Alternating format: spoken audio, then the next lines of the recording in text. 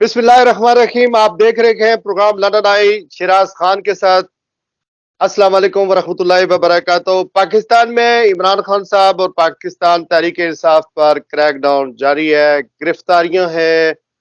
जिंदगी कारकुनों के लिए बहुत मुश्किल है। आज़ादी हज़ार राय पर कदगने हैं और पूरी लीडरशिप या तो गिरफ्तार है या फिर अंडरग्राउंड है या फिर उनका वेयर अबाउट्स का पता नहीं है कि वो उनको कहाँ रखा गया है।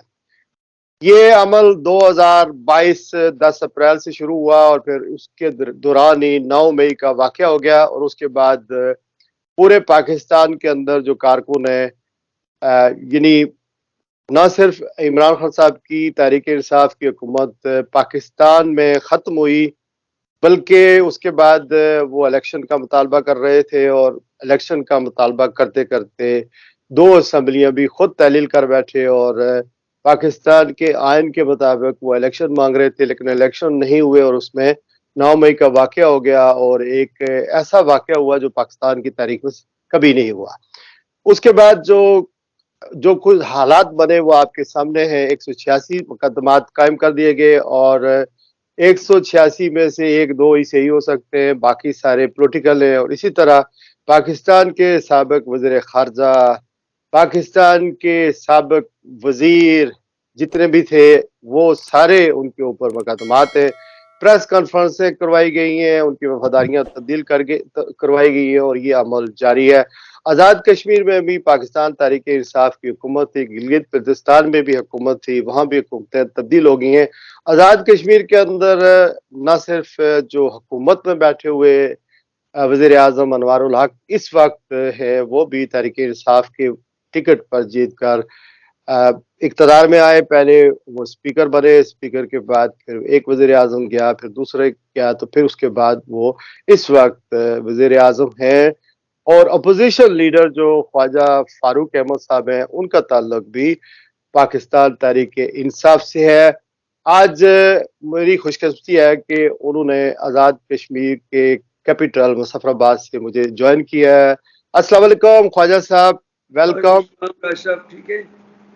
अल्हम्दुलिल्लाह, आपके वक्त का बहुत शुक्रिया। यहाँ मैं नाजरीन को ये भी बताता चलूँ कि ख्वाजा फारूक अहमद साहब साबिक निगरान वज़ीर आज़म भी रह चुके हैं, सीनियर वज़ीर है और आज़ाद कश्मीर की इस वक्त जो चोटी की लीडरशिप है उसमें ख्वाजा फारूक अहमद साहब का नाम सरे फहरिस्त है। ख्वाजा साहब, सवाल और जवाब का सिलसिला शुरू करते हैं। ये फरमाइएगा, इस वक्त तहरीक इंसाफ, पीपल्स पार्टी, पीएमएलएन, मुस्लिम कॉन्फ्रेंस को मिलाकर हुकूमत बनाई गई है, अपोजिशन भी तहरीक इंसाफ की है, ये क्या एक मतलब है? बिस्मिल्लाहिर्रहमानिर्रहीम। साहब, आपका बहुत शुक्रिया। आपके चैनल के ज़रिए मुझे मेरी बात और पार्टी की बात आवाम तक पहुंचाने का मौका मिलेगा। आपका इंट्रो बड़ा तफसीलन था, इसमें कोई शक नहीं है कि 20 अप्रैल के बाद आज़ाद कश्मीर में और 10 अप्रैल 2022 के बाद पाकिस्तान में तहरीक इंसाफ पर हर तरफ से जो है वो जिस किस्म की हरबे जो इस्तेमाल उस वक़्त की निगरान हुकूमत पाकिस्तान में कर सकती थी उन्होंने किए। तो फिर जैसा कि आपने कहा 9 मई का एक अफसोसनाक वाक़या हुआ, उस पर मैं कुछ नहीं कहूँगा कि ये तारीख के औराक खुद अगले चंद सालों में बताएंगे कि 9 मई को क्या हुआ था। मैं उस पर ज़्यादा बात नहीं करना चाहता। बहरहाल वो हमारी तारीख का जैसे भी हुआ एक अफसोसनाक वाक़या था। आ जाए अगर आप आज़ाद कश्मीर की तरफ, आपने कहा कि यहाँ पे मेरे साथ थोड़ी सी दुरुस्ती करता हूँ। आपने कहा यहाँ पे मुस्लिम कॉन्फ्रेंस, पीपल्स पार्टी, नून लीग, तहरीक इंसाफ और मेरा कहा कि आप भी तहरीक इंसाफ से कि एक मुश्तरका हुकूमत है। मैं एक चीज़ वाज़ह कर देना चाहता हूँ कि हम 32 अरकान थे पीटीआई के, हमारी हुकूमत थी। एक सरदार तनवीर इलियास साहब को नायल जब किया 31 रह गए। इसमें हमारे सरदार अतीक अहमद खान साहब इत्तेहादी भी शामिल थे। फिर उसके बाद जब यहाँ पे हुकूमत बनाई गई तो 22 आदमी बशमूल अनवारुल हक साहब के, जिन्हें खान साहब ने नामजद किया था और मैंने भी उन्हें वोट दिया था, पूरी तहरीक इंसाफ ने उन्हें वोट दिया था कि हमने उन्हें तहरीक इंसाफ के कैंडिडेट की हैसियत से जो है वो कबूल किया था और उन्हें नामजद किया था। लेकिन जो ही असम्बली में इलेक्शन मुकम्मल हुआ, 48 वोट मिले, अनाउंस हुए, तो मैंने उस वक्त वज़ीर आज़म था और मैंने शुक्रिया अदा किया नून लीग का और पीपल्स पार्टी का कि आपने हमारे तहरीक इंसाफ के उम्मीदवार चौधरी अनवर हक को वोट दिए, वज़ीर आज़म बनाया। इस पर उन्होंने डेस्क बजाए कि नहीं नहीं हम पीडीएम के कैंडिडेट को वोट दिए। मेरी बात की तायीद या तरदीद वज़ीर आज़म अनवर हक कर सकते थे। जब उन्होंने अपनी इख्तितामी तकरीर की तो उन्होंने शुरू में ये कह दिया कि मैं आज़ाद उम्मीदवार हूँ, मेरा तहरीक इंसाफ से कैंडिडेट नहीं था और मैं पीडीएम का कि दोनों जमातों को शुक्रिया अदा करता हूँ। तो ये वो अल्फाज थे जिससे ये साबित हो गया कि वो तहरीक इंसाफ का अब हिस्सा उस वक्त नहीं रहे थे। बहरहाल हमारे लिए बड़ी अफसोसनाक बात थी कि हमने ये शख्सियत को वोट दिया था अपने कायद इमरान खान के कहने पे। वो हलफ उठाने से कबल ही उन्होंने ला तलकी का ऐलान कर दिया। फिर उन्होंने काबीना बनाई। 21 हमारे जो मुनारफ जिनको फर्ड ब्लॉक कहते हैं वो अरकान है, 13 पीपल्स पार्टी के, 7 जो है वो नून लीग के। तो इस तरह वो हुकूमत उन्होंने बनाई है और ये हुकूमत मैं समझता हूँ दुनिया की ये पहली मिसाल होगी राय साहब के पार्लिमानी निज़ाम में 2 माह के इंतजार के बाद वजीर बनाए गए, 29-30 वजीर बनाए गए, लेकिन इस वक्त तक मासवाए कर्नल वकार नूर के जिन्हें खजाने का पोर्टफोलियो दिया गया, किसी वजीर को कोई पोर्टफोलियो नहीं दिया गया। जब बजट पेश होना था, बजट ज़ाहिर है किसी वजीर ने पेश करना था, उस वक्त इनको पोर्टफोलियो दिया गया था। तो ये वन मैन, ये ठीक है, ये सिर्फ वन वजीर है जिनके पास पोर्टफोलियो है, ये वन मैन, ये जी दूसरे एक ही इनके पास पोर्टफोलियो है। दो वजीर पहले बनाए गए थे क्योंकि काबीना जो है वो हुकूमत कंप्लीट होती है कि एक one prime minister and one member of the cabinet. वो अगर एक भी बना देते तो हुकूमत तकमील हो जाती, लेकिन उन्होंने 2 बनाए थे। एक राजा फैसल आजाद साहब जो पीपल्स पार्टी से ताल्लुक है उनको बनाया था और एक इनको, लेकिन उसके बाद 2 माह के बाद फिर दीगर वज़रा को हलफ दिया गया था। 20 वज़रा 30-26 है, अब इतने हैं कि गिनती नहीं रही। लेकिन पोर्टफोलियो किसी को भी मासवाए कर्नल वकार हक के किसी को पोर्टफोलियो इस वक्त तक नहीं दिया गया। और ये भी अजीब बात है कि उन्हें सारी मराहत हासिल है, दफ्तर हासिल है, गाड़ियां हैं, PROs हैं, सारी मराहत जो वजीर की होती हैं।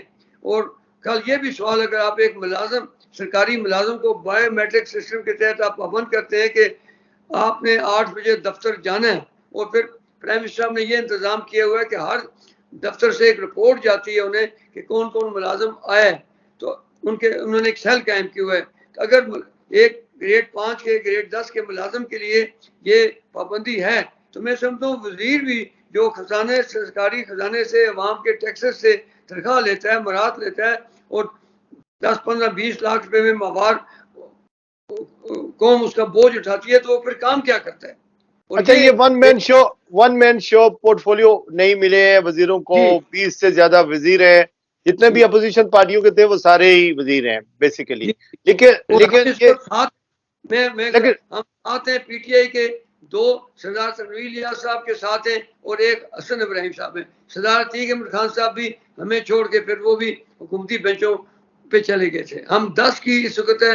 हम ये आज़ाद कश्मीर में जो दमनी तहरीक अवामी एक्शन कमेटियाँ पूरे आज़ाद कश्मीर 2 माह से एक अफरा तफरी का आलम है।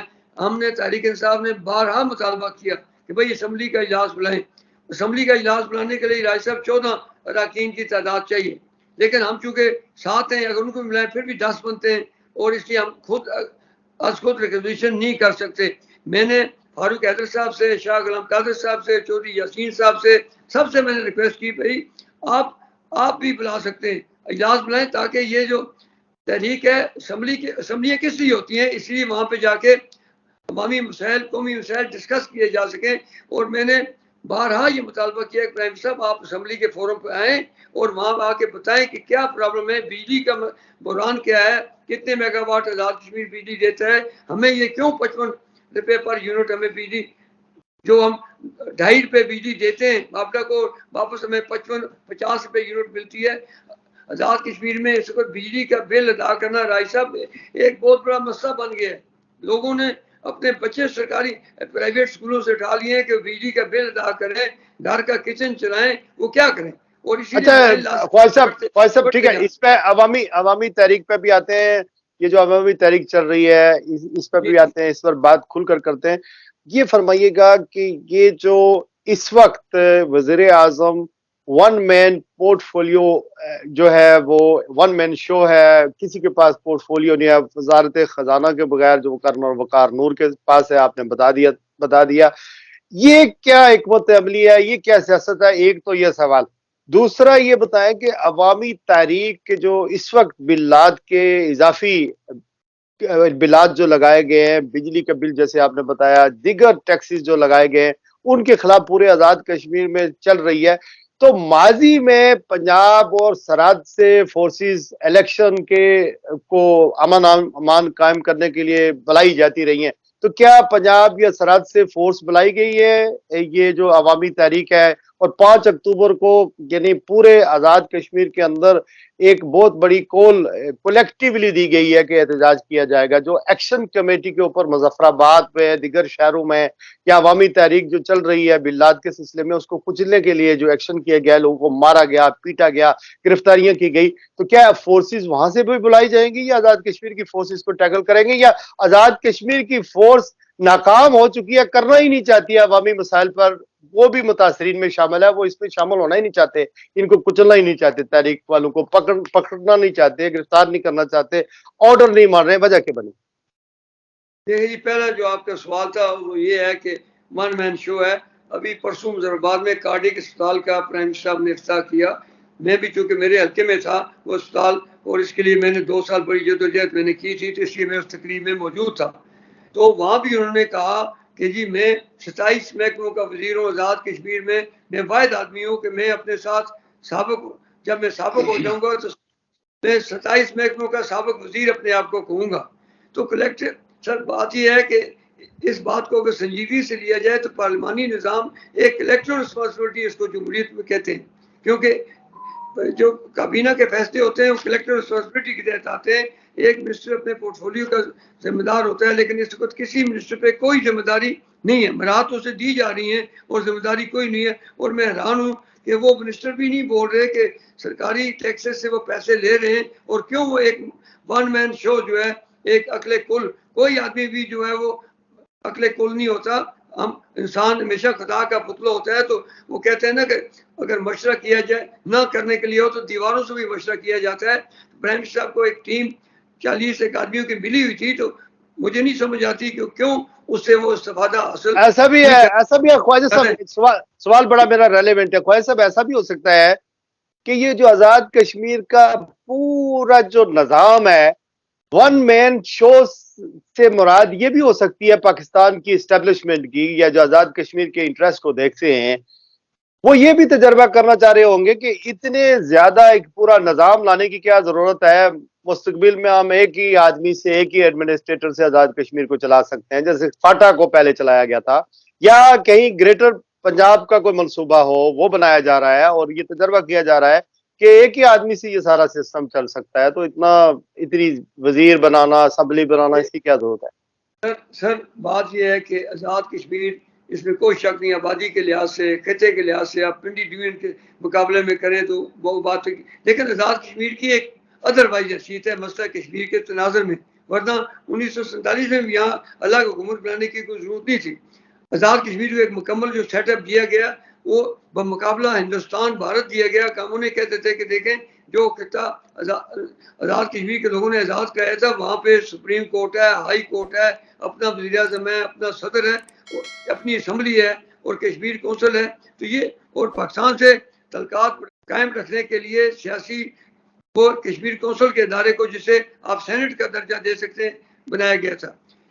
और ये बातें ऐसी चल रही हैं कि जी अगर एक निज़ाम ऐसा चल रहा है तो क्या जरूरत है इतना हैवी स्ट्रक्चर बनाने की। लेकिन जब तक मसला कश्मीर हल नहीं होता, आज़ाद कश्मीर को किसी पंजाब के साथ, किसी डिवीजन के साथ मिलाना तहरीक आज़ादी कश्मीर को नुकसान होगा, और भारत को प्रोपेगेंडा करने का दुनिया में एक मौका मिल जाएगा जी कि पाकिस्तान ने मौजूदा आज़ाद कश्मीर की हैसियत को तस्लीम कर लिया। इसलिए वो बात तो चाहे आबादी हमारी कम है, रकबा हमारा कम है, लेकिन for the sake of issue of Kashmir issue हमें इस सेटअप को बरकरार रखना पड़ेगा। लोगों में ये बातें उठती हैं, मसलन कल 5 कश्मीर कौंसिल के मेंबर बनाए गए जो नॉन इलेक्टेड होते हैं, और वो वज़ीर-ए-आज़म पाकिस्तान का अख्तियार होता है चेयरमैन कश्मीर कौंसिल के वज़रा से, उसमें वज़ीर खारजा होता है, वज़ीर खजाना होता है, वज़ीर दाखिला होता है, उसके मेंबर होते हैं। उन्होंने कल नोटिफिकेशन जारी किया, लेकिन चूंकि आज़ाद कश्मीर की सियासी सूरत हाल में पहचान है, इसलिए लोगों ने समझा देखें जी वो उनको सेनेट के मेंबरों को और बना दिया गया तो शायद हम सूबे की तरफ जा रहे हैं। फिर ये चीज़, क्योंकि लोगों को तो नहीं पता कि कश्मीर कौंसिल के जो हैं 13 मेंबरान, जिसमें 6 जो हैं 11 मेंबर, 6 इलेक्टेड मेंबर हैं और 5 नॉन इलेक्टेड हैं, वो पाकिस्तान का वज़ीर-ए-आज़म चेयरमैन कश्मीर कौंसिल बनाता है। तो जब इस किस्म की सूरत हाल हो तो जो साजिशी ताकतें होती हैं उनको मौका मिलता है अवाम फैलाने का, लोगों में गलतफहमियाँ फैलाने का। तो जहाँ तक इस बात का तल्लुक है जो 5 तारीख को कॉल अवामी एक्शन कमेटी ने दी है, मैंने कल भी कहा था और आज भी मैंने प्रेस के जरिए पीटीआई की तरफ से मैंने कहा जी पीटीआई मेज़बान बनने के लिए तैयार है, हुकूमत के दरमियान और तहरीक इंसाफ के दरमियान तहरीरी तौर पर हमने लिख कर भी दिया है कि हम मेज़बान बनने के लिए तैयार हैं कि मुज़ाकरात ही किसी मसले का हल होते हैं। 1983 में मीरपुर में तहरीक चली, क्या हुआ? 1987 में पूरे आज़ाद कश्मीर बल्दियाती इलेक्शन के खिलाफ तहरीक चली, फिर भी मुज़ाकरात टेबल पर हुए थे। तो मैंने ये कहा कि तहरीक इंसाफ इसकी मेज़बानी करने के लिए तैयार है, दोनों फरीक आएँ, मिल बैठें। अगर आप असम्बली का इजलास नहीं बुलाना चाहते किसी वजह से, तो आए मिल बैठें, यहाँ पे बातचीत के जरिए हम मसाइल को हल कर सकते हैं। कुछ तहरीक अवामी एक्शन कमेटी को पीछे हटना पड़ेगा और कुछ हुकूमत को पीछे हटना पड़ेगा, और उससे पहले जो सियासी कैदी हैं उनको रहा करना पड़ेगा। आज 13-14 बंदों की जमानत हुई है, लेकिन फिर भी 6-7 जो गिरफ्तार किए गए उन्हें 6 ATR एंटी टेररिस्ट एक्ट के तहत उन्हें नहीं छोड़ा गया। तो इससे वो जो है सिचुएशन जो है नॉर्मलाइज नहीं होती। हुकूमतें जो होती हैं उन्हें सिचुएशन को नॉर्मलाइज करना चाहिए। मैं खुद भी हुकूमत में रहा हूँ और हुकूमत भी अगर मैं ना मानूं की पॉलिसी पे आ जाए सर, इससे मामला बिगड़ते हैं और जो सासी नासर पुरअमन लोगों में पुरअमन जो एहतजाजी तारीख होती है ख्वाजा साहब बिल्कुल आपकी बात सही है।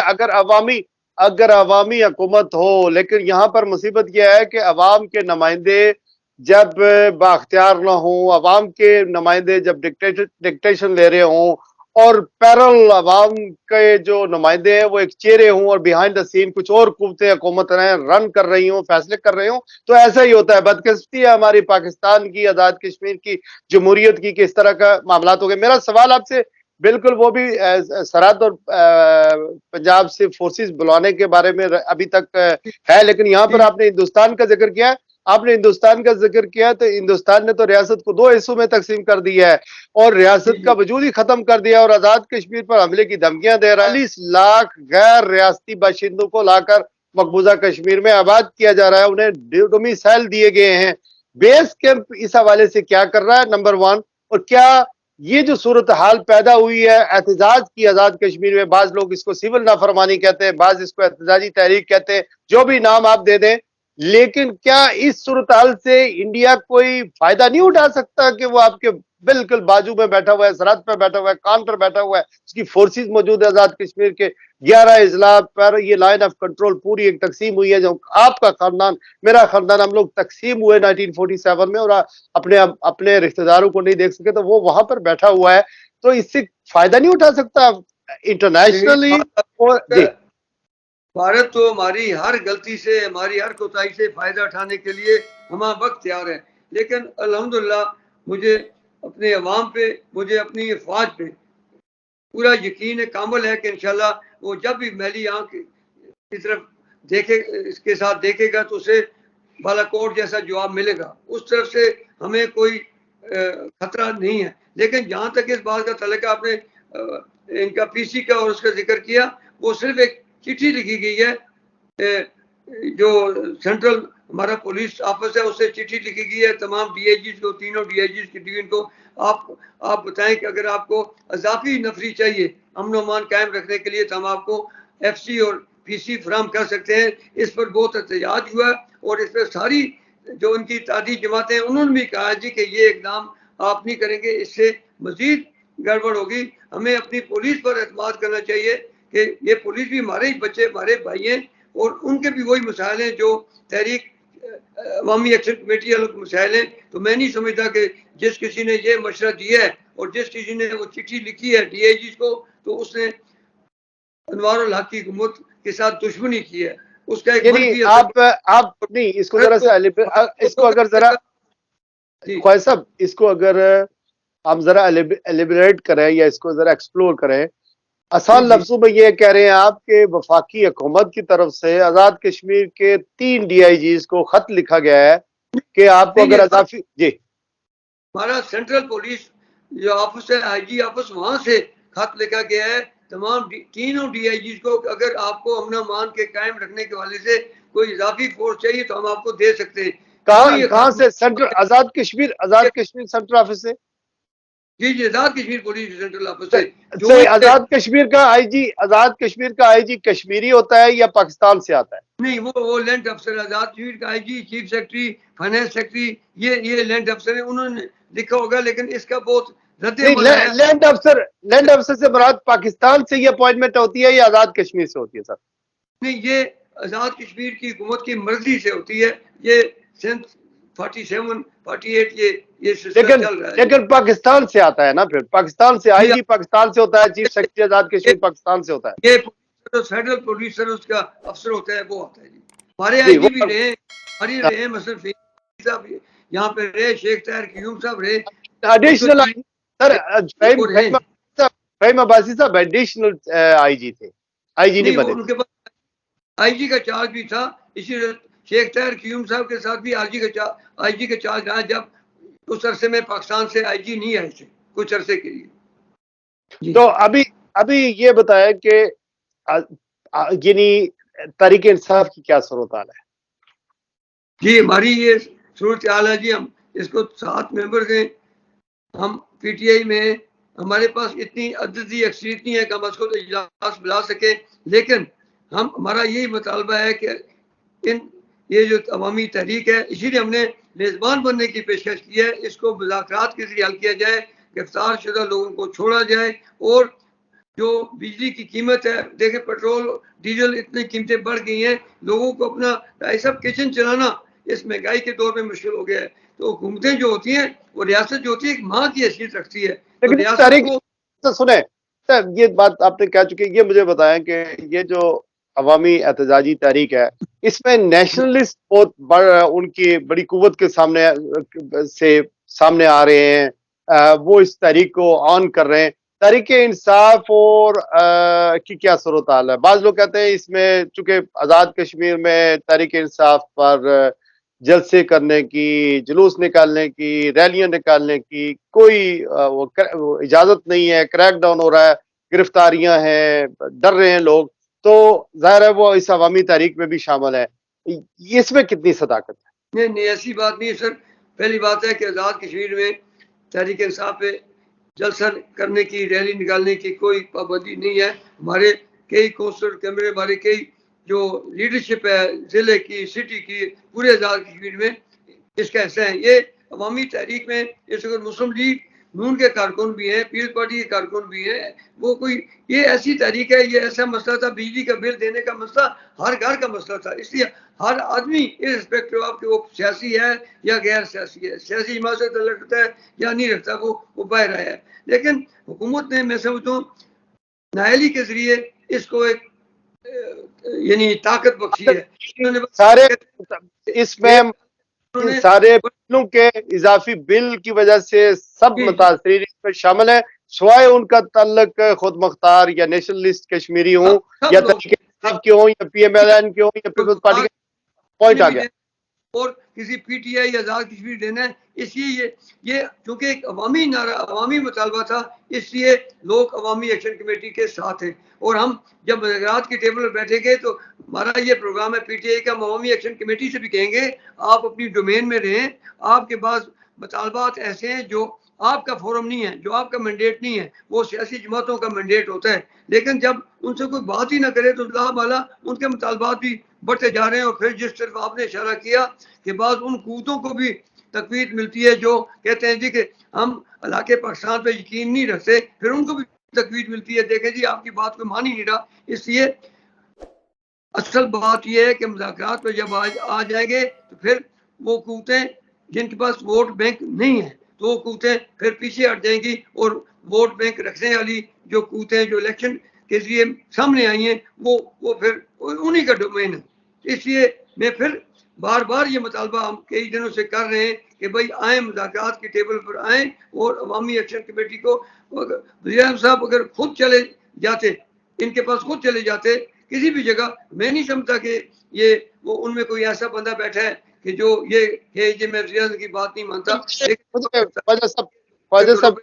बगैर छापे मारेंगे। मैं थोड़ी सी एक बात कर लूं कि अब पुलिस हमारे लोगों के अवामी एक्शन कमेटी के घरों में बदू सर्च वारंट जा रही है और कल शौकत नवाज मीर के घर परसों गए, कोई सर्च वारंट नहीं था, उसकी बेगम थी, बच्चे थे छोटे और जाके एक एक कमरे की तलाशी दी। तो फिर तो लोगों ने रासा होना है, लोगों में रिएक्शन आना है।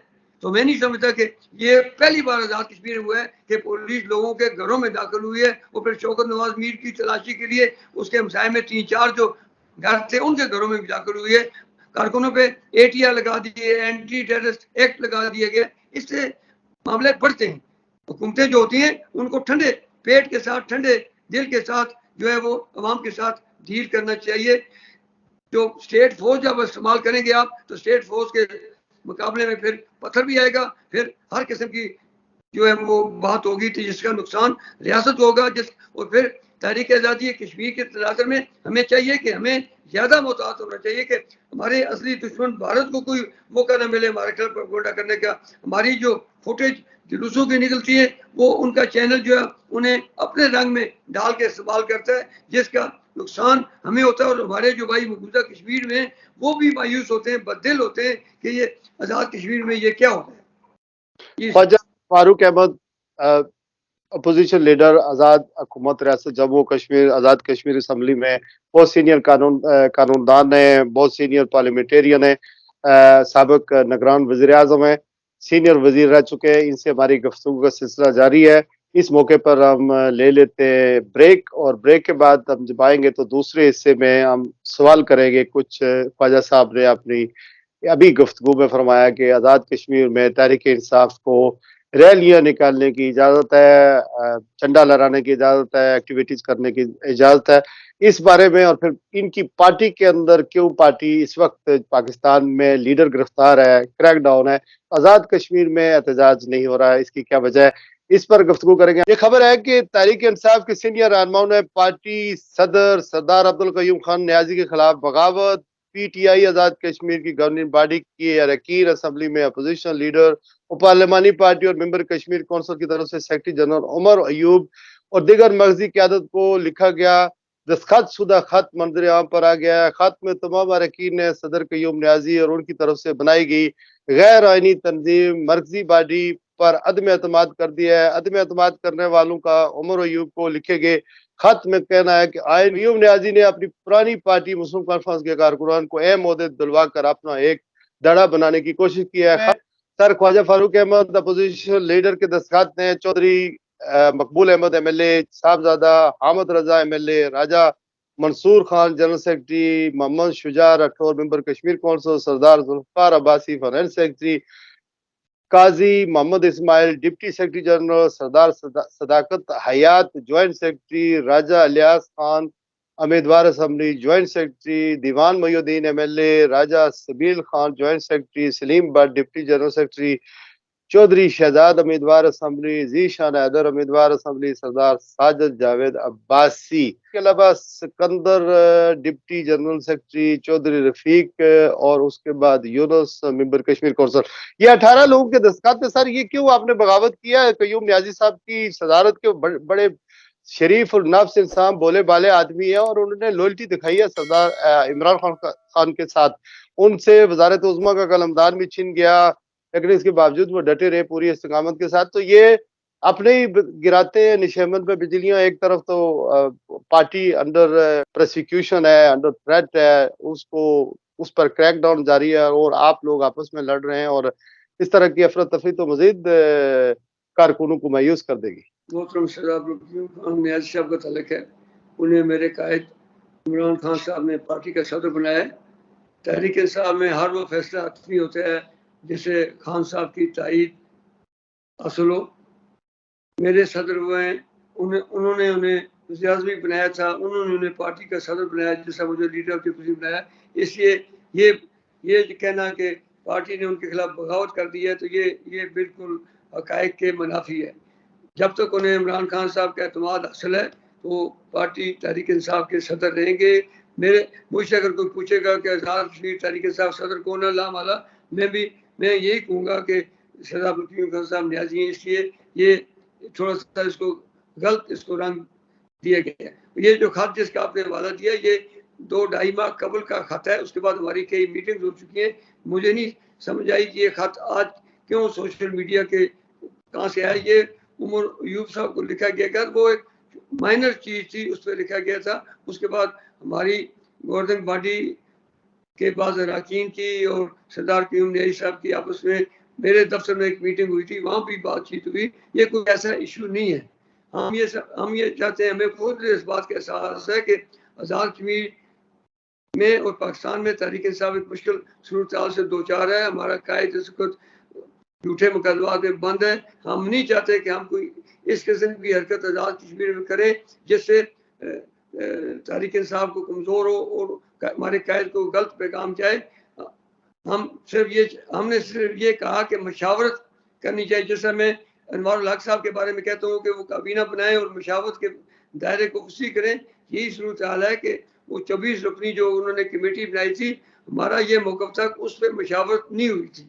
तो वो मशावरत का अमल अगर पार्टियों में हो तो उससे आसानी होती है। अगर उन्होंने अपने सेक्रेटरी जनरल से भी मशावरत नहीं की, पार्लिमानी पार्टी से भी मशावरत नहीं की थी, ये हमारा एतराज़ था, ये खत लिखा गया था। अब मामला सेटल हो गए सर? पार्टियों में सर जो पार्टियां होती हैं उनमें छोटे मोटे मामला आते रहते हैं, लेकिन एक बात पे आके ख़त्म हो जाते हैं कि जी जो हतमी फैसला अपने इमरान खान साहब का होगा, पार्टी चेयरमैन का, वही फैसला होगा। इस पर मेरा भी इसी तरह यकीन है, क़याम नियाज़ी साहब का भी, और जिनके आपने नाम लिए उन सब का यकीन है। कोई ऐसी बात नहीं है। इसको तो हम अपने कायद के लिए कोई मुश्किल पैदा नहीं करना चाहते। कहा है कि आजाद कश्मीर के अंदर तहरीक इंसाफ को रैलियां निकालने की, जलसे करने की, जुलूस निकालने की पूरी आजादी हासिल है। आपने पहले हिस्से में ये बताया। ये फरमाइएगा कि 10 अप्रैल 2022 के बाद आजाद कश्मीर में कोई बड़ी तहरीक, कोई एहतजाज नहीं किया गया। 9 मई का वाकया हो गया, उसके बाद इमरान खान साहब गिरफ्तार हो गए, पार्टी अंडर प्रोसिक्यूशन है। 10 बंदे भी इमरान खान साहब के लिए बाज तजिया नगार आजाद कश्मीर के साफी बता रहे हैं कि किसी जगह जमा होकर किसी ने एहतजाज नहीं किया। देखिए राज साहब, 5 अगस्त को खान साहब को गिरफ्तार किया गया। उस दिन हमारा असम्बली का इजलास से एक रोज़ा इजलास बुलाया गया था। असम्बली के इजलास के दौरान हमें इत्तला मिली कि इस्लामाबाद पुलिस ने खान साहब को गिरफ्तार कर लिया है। ये इजलास शुरू था। मैंने वहीं से बैठ के जो है वो अपने कारकुनों को कहा कि फौरी तौर पे बुरहान वानी चौक प्रेस क्लब के सामने पहुंचे, क्योंकि ये होता है कि फौरी एहतजाज किया जाए, फौरी रिएक्शन दिया जाए। उसको 100-150 आदमी पहुंचा। 2 बजे 2:30 बजे हमने वहाँ पे एक एहतजाजी जलसा किया। आमतौर पर मुज़ाहरात के जलसे वहाँ ही होते हैं, और हमने एक एहतजाजी जलसा किया। फैसले की मजम्मत इस हवाले से भी की कि 5 अगस्त को भारत ने 35A 370 का उसको कंडेम करने के लिए हमने असम्बली का इजलास बुलाया था। मैंने कहा ये जो दिन आज खान साहब की गिरफ्तारी के लिए मुंतखब किया गया, इससे सीज़फायर लाइन के उस पार अच्छा पैगाम नहीं किया। उस दिन भी हमने एहतजाज किया।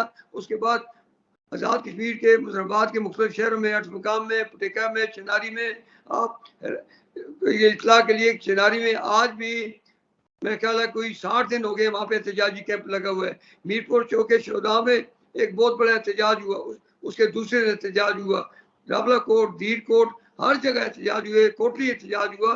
और इसके बाद भी हमारे एहतजाज होते रहे। हमारी पार्टी की जब मीटिंग होती थी उसमें भी हम जो है वो खान साहब पे भरपूर एतमाद की और उनके खिलाफ किए गए जो इकदाम हैं उनकी मजम्मत करते थे। तो पार्टियों में सर जरूरी नहीं होता कि हर वक्त हमारी ख्वातीन, हाँ ये निकली कि हमारी ख्वातीन ने यहाँ मुजफ्फराबाद में एक बहुत बड़ा मुजाहरा किया, मीरपुर में मुजाहरा किया, हमारी छोटी छोटी बच्चियां जो है वो बाग में बाहर निकली हैं। तो इसलिए वो साथ साथ चल रहा है, और जो फोरम भी हमें मैसर आता है उसमें हम एहतजाज करते हैं। खान साहब की जब तारीखें होती थी, आज़ाद कश्मीर के सियासी कारकुन वहाँ पे उनकी तारीखों के दिन जाते थे। खान साहब जब लाए थे और जैसन खान साहब को गिरफ्तार किया गया, पहले गिरफ्तार किया गया 9 मई से पहले, उस दिन मैं खुद भी इस्लामाबाद हाई कोर्ट में मौजूद था, आज़ाद कश्मीर के और लोग भी मौजूद थे।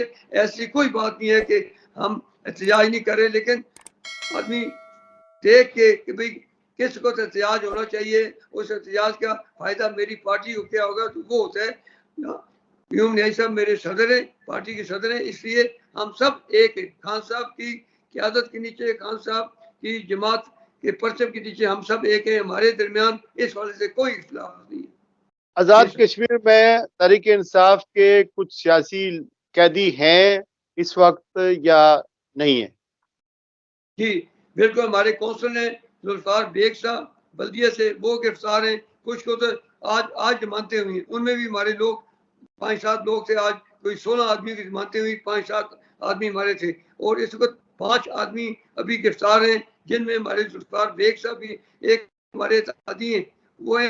लेकिन जो हमारी तहरीक इंसाफ के वो जुल्फार बेग साहब है, गिरफ्तार हैं, और उन्होंने 6 ATR लगा दिए गए। इसलिए तहरीक इंसाफ मुझे रावलाकोट के और दहशतगर्दी की, और इसी तरह रावलाकोट में भी जो गिरफ्तारी हुई थी उसमें तहरीक इंसाफ के लोग मौजूद थे, उनकी जमानतें हो गई है। लेकिन सरे 10 मुजफ्फराबाद में हमारे बल्दिया मुजफ्फराबाद के कौंसल जुल्फार बेग साहब वो गिरफ्तार हैं। बहुत सारे पाकिस्तान के जो लीडर हैं तहरीक इंसाफ के, उनसे प्रेस कॉन्फ्रेंसें करवाई गई, उनसे वफादारी तब्दील करवाई गई, उनसे इमरान खान और तहरीक इंसाफ से डिसएसोसिएट होने के लिए कहा गया, छोड़ने के लिए दबाव डाला गया। आप पर कोई प्रेशर नहीं आया कि आप तहरीक इंसाफ छोड़ दें? अल्हम्दुलिल्लाह सर, ये इंसान के अपने तक होता है सर।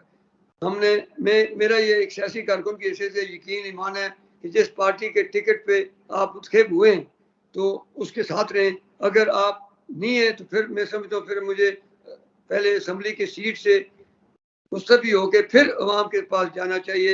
ये नहीं हो कि मैं जीतूँ किसी सीट पे और बोलूँ किसी और जगह से।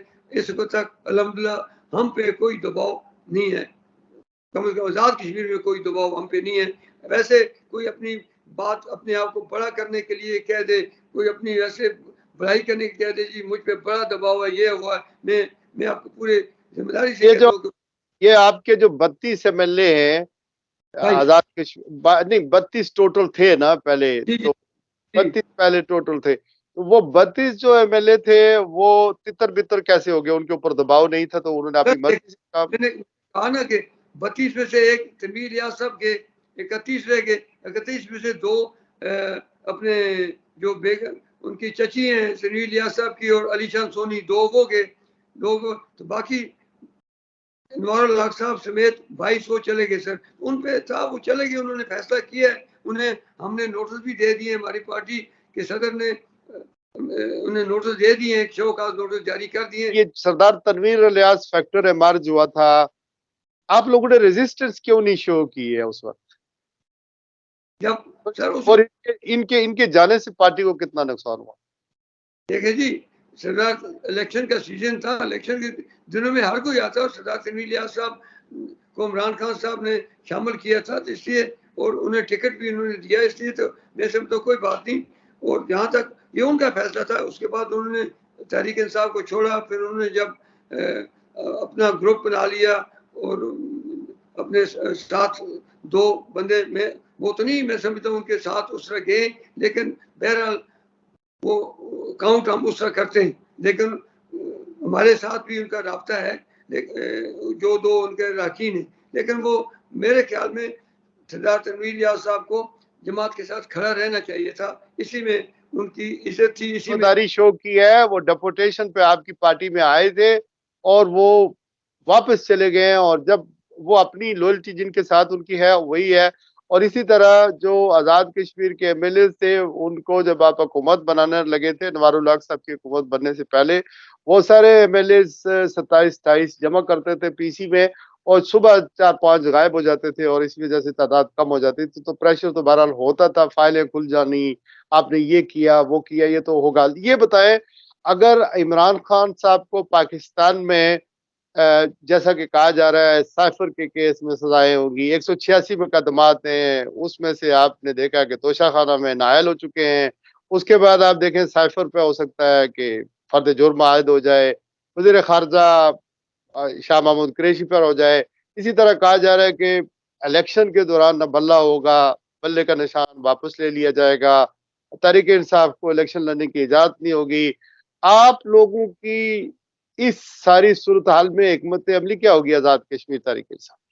देखिए सर, पहली बात यह है कि हमें उम्मीद है कि इंशाल्लाह खान साहब पाकिस्तान की अदालतों से सरफरू होंगे। उनकी अवामी मैंडेट में कोई कमी नहीं आई। जो मुख्तलिफ सर्वे हुए हैं उनमें भी इंडिपेंडेंट सर्वे हुए हैं जिनको मुस्तरद होने का दर्जा हासिल है। 86 पॉइंट समथिंग अभी भी ग्राफ आ रहा है। तो बहरहाल ये है कि पहले तो मुझे नहीं बात उम्मीद के बल्ले का निशान वापस ले लिया जाएगा, लेकिन आज इस सोशल मीडिया के दौर में जो निशान भी होगा इमरान खान साहब के नाम पर वोट पड़ेंगे। आप देख ले, परसों लाहौर में जलसा हुआ, जो मुस्लिम लीग नून की जो लीडर है मरियम नवाज, वहां पे गई, एक गली में जलसा हुआ, उस गली को भी नहीं भर सके। यानी ये उनकी, और मुझे नहीं उम्मीद के नवाज शरीफ साहब 21 अक्टूबर को भी वापस आए। कोई ना कोई फिर उनकी प्लेटलेट्स गिरनी शुरू हो गई है, तो कोई ना कोई बहाना होगा। अवामी वोट का जहाँ तक तलक है, अवामी ताईद का तलक है, मैंडेट का तलक है, वो खान साहब के साथ है इस वक्त। और जहाँ तक आपने हमारा पूछा, हम भी अपनी पार्टी के साथ खड़े हैं और मुझे यकीन है कि इंशाअल्लाह ताला ये मुश्किल वक्त जो पार्टी पे आया हुआ है, इससे हमारी पार्टी सुरखरू होगी। और फिर हम कश्मीरी इस लिहाज से भी चाहते हैं कि एक मजबूत और मुस्तहकम पाकिस्तान, सियासी लिहाज से, सफारती लिहाज से, माशी लिहाज से एक मजबूत और मुस्तहकम पाकिस्तान ही तारीख आज़ादी कश्मीर की एक मौसर और मजबूत जमानत बन सकता है। हम इसलिए कश्मीरी भी पाकिस्तान की, कश्मीरी चाहे इधर का है या सीज फायर लाइन के उधर का है, वो पाकिस्तान की सलामती, पाकिस्तान की खुशहाली और पाकिस्तान की में अमन कायम रहने के लिए हमेशा दुआ गो है। और हमें उम्मीद है अल्लाह ताला हमारी दुआ कबूल करेगा, पाकिस्तान भी अपने सियासी बहरान में काबू पाएगा और आज़ाद कश्मीर में भी एक नुमाइंदा हुकूमत जिस 25 में मैंडेट मिला था, वो फिर इंशाअल्लाह ताला जो है वो अपनी उसमें इक़्तिदार में वापस आएगी। अच्छा ख्वाजा फारूक साहब, we are right towards the end. मेरे 2-3 छोटे-छोटे सवाल हैं। पहला सवाल ये है कि जो भी पाकिस्तान की हुकूमत बनेगी, अभी उससे 2 काम करवाए जाएंगे। पहला काम ये कि इंडिया की इंटरनेशनल प्लेटफार्मों के ऊपर मुखालफत न की जाए, चूंकि उसे सिक्योरिटी काउंसिल का परमानेंट मेंबर बनना है, नंबर 1। उसकी वजह यह है कि जो सऊदी अरब और अमेरिका और दीगर ममालिक ने अभी G20 में जो मायदे किए हैं, जिस तरह की सरमायाकारी इंडिया में आनी है, उसे चाइना के मुकाबले में एक सुपर पावर बनना है या उसके मुकाबले में लाना है और अपने मफादात हासिल करने हैं। इसी वजह से मगरबी ताकतों की इंटरेस्ट है और हमारी इस्टेब्लिशमेंट को भी इस बात का अंदाजा है। और जनरल कमर जावेद बाजवा की अगर मैं रेफर करूं, 2022 में सीनियर जो एंकर थे, जर्नलिस्ट थे, उनके साथ जो मीटिंग हुई जिसमें अहमद मीर साहब भी मौजूद थे, और कश्मीर का मसला रख नहीं सकते हैं, ये कास्टली है, ये सारी चीजें सामने मंजर आम पर आ चुकी है। इसी हवाले से बैसीत अपोजिशन लीडर आजाद कश्मीर के लोगों का क्या रद्द अमल होगा? तलक है कि इसराइल को तस्लीम किया जाए या भारत के साथ जो है वो तलकात को नॉर्मलाइज किया जाए। तो हमेशा पाकिस्तान की जो भी हुकूमतें आई हैं और दफ्तर खारजा भी हमेशा ये कहता रहा कि जब तक मसला कश्मीर हल नहीं होता और जब तक मसला कश्मीर को हुकूमत मुत्तहिदा की करारदादों के मुताबिक हिंदुस्तान हल करने के लिए तैयार नहीं होता, तो उस वक्त तक भारत के साथ तल्लुकात नॉर्मलाइज नहीं होंगे। और जब से एटमी ताकतें दोनों बनी हैं, तो उस वक्त से के बाद से पाकिस्तान के हुक्मरान हमेशा ये, चाहे फौजी थे या सियासी थे, हमेशा ये कहते आए कि मसला कश्मीर पाकिस्तान और हिंदुस्तान के दरमियान हालात को नॉर्मलाइज करने में एक बुनियादी वजह है और जिसको हल न करने की सारी जिम्मेदारी भारत पर आती है। जहाँ तक इस बात का तल्लक है जी कि चाइना के मुकाबले में भारत में 40 करोड़ अवाम राय साहब इसको भी सड़कों पे सोते हैं। ये जैसे शाइनिंग इंडिया कहते थे, 40 करोड़ अवाम 1.25 अरब की आबादी उसको क्लेम करते हैं, 40 करोड़ अवाम को छत मैसर नहीं है। और आज भी मैं समझता हूँ इस दौर में भी पाकिस्तान जबकि माशी लिहाज से हर लिहाज से इस वक्त अंडर प्रेशर है, लेकिन पाकिस्तान का शहरी वो कुछ सोच ही नहीं सकता जो इंडिया के 40 करोड़ लोगों के साथ फिर दलित हैं, शूद्र हैं, मुसलमानों के साथ, हत्ता कि ईसाइयों के साथ जो सलूक वहाँ पे किया जा रहा है। तो भारत अपने बोझ चले, अपने गनाहों के बोझ चले, अपनी मुतसबाना पॉलिसी है हिंदुत्व जो है उसके बोझ चले, हिंदुस्तान ब्रेक होगा। आप देखें कनाडा में उन्होंने क्या किया, उन्होंने उनके खालिस्तान के एक मुसलमान लीडर को कत्ल कराया और इतना बड़ा इकदाम इन्होंने किया। कनाडा उनके सफीर को बाहर निकाल दिया।